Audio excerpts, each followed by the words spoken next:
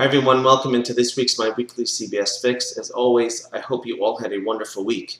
In this week's Parshas Beha'aloscha, we learn about the Menorah, a special mitzvah given to Aaron.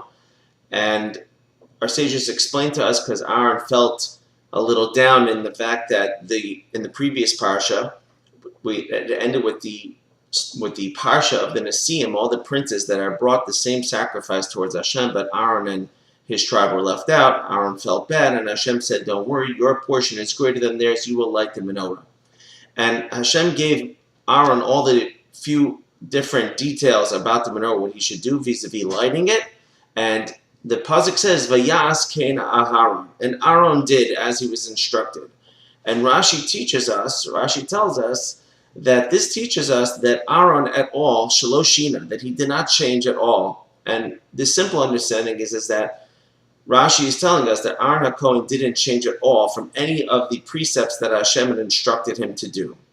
Which begs the obvious question. When we're talking about Aaron, the high priest, that he did that is not such a novel concept. If Hashem came to me or you, let's just say, by the way, if Hashem comes to you, make sure to see me privately. But if Hashem came to you and told you to do something, is there any doubt that you would change at all if you were certainly clear that it was Hashem who instructed you to do it? So what's this big idea that Aaron, who was Moses' brother, almost as great as him, he didn't change? What's this trying to teach us?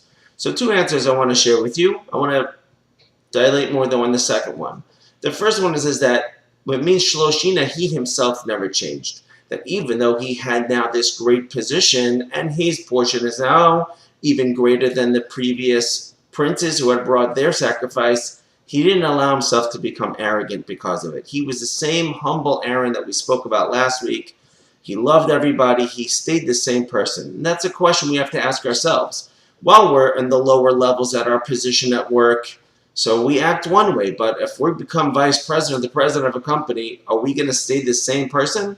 So Rashi is telling us that Aaron didn't change. The second answer I want to share with you that I heard from Rabbi Mizrahi, who said in the name of the Sfas Emes, that the mitzvah never became boring to Aaron. Which means that that first time that you put on tefillin, or that first time that you lit Shabbos candles, was very exciting and you couldn't wait, and you were now becoming a bar mitzvah, you were now a married woman, and you were now going to start lighting the candles, or you now became aware of that mitzvah. It's exciting. The next week it's also exciting. But a year in, or 2 years in, or 39 years into you're doing the same mitzvah, sometimes you just put on tefillin by rote, and we're not thinking. And sometimes sometimes we just light the candles Friday night without really thinking. And so this teaches us that our approach towards the mitzvah should try not to change it. Aaron didn't change. For 39 years, he lit the menorah, and he didn't change at all. Now, we have to ask ourselves the obvious question. How can you compare? At the time that Aaron was lighting the candles, he was aware of where he was standing. He was constantly aware that he was standing in front of Hashem.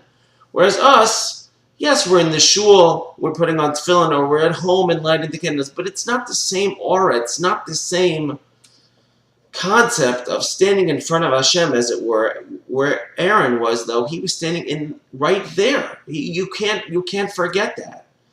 So the answer is that Rashi's still teaching us that nevertheless, that should be our approach. Our approach towards doing all these mitzvahs should be like a light in the darkness that we live in.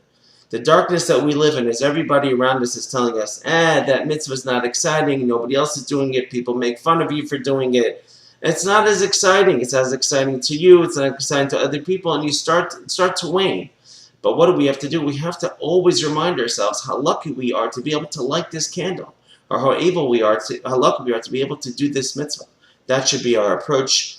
And I just want to wish you a wonderful Shabbos. Thank you for listening. Talk to you next week.